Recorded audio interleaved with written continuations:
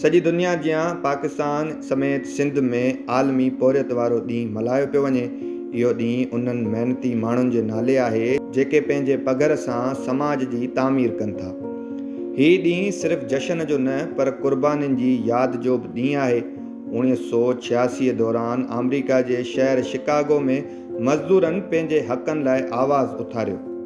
8 कलाकनि जे कम लाइ कयल जदोजहद में केतिरा ई मज़दूर शहीद थिया जिन खे अॼु शिकागो जे शहीदनि तौरु यादि कयो थो वञे। उन्हनि जी क़ुर्बानी सबबि पौरियत जो आलमी ॾींहुं वजूद में आयो। सिंध जी धरती बि हज़ारे मज़दूरनि, हारियुनि, फैक्ट्री वर्करनि ऐं रोज़ानी उजरत ते कमु कंदड़ माण्हुनि पंहिंजी महिनत सां मुल्क जी मईशत हलाईंदा अचनि।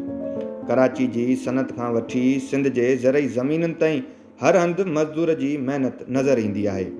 पर सवाल इहो आहे त छा उन्हनि जो हक़ इन्हनि खे मिली रहियो आहे?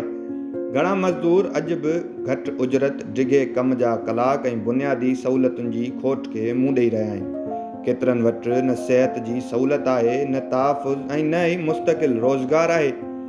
आलमी पौरियत वारो ॾींहुं उन जी यादि ॾियारे थो त मज़दूरनि जा हक़ रुॻो नारा न पर अमली क़दम घुरनि था।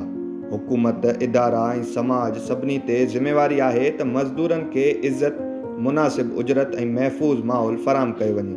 आलमी पौरियत वारे ॾींहं जे हवाले सां सिंध जे मुख़्तलिफ़ शहरनि में रैलियूं पिणु कढी वयूं, जिन में राधण, खानपुर महर, चूंडको, शहदाद कोट, तेंगवाणी, मीरपुर साकरो, थरड़ी मोहब्बत, डिगड़ी,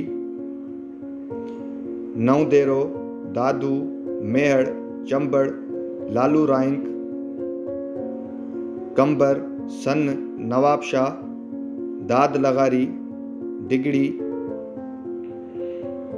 खैरपुर, गाजी खावड़, सांगड़, मोरो, कंडियारो, ठठो, नवाबशाह, डोकरी, शहदादपुर, टंडो आदम, हिंगोरजा, हैदराबाद, खैरपुर नातनशाह, मीरो खान, हलाणी, अठ मोरी समेत ॿिया शहर शामिल आहिनि।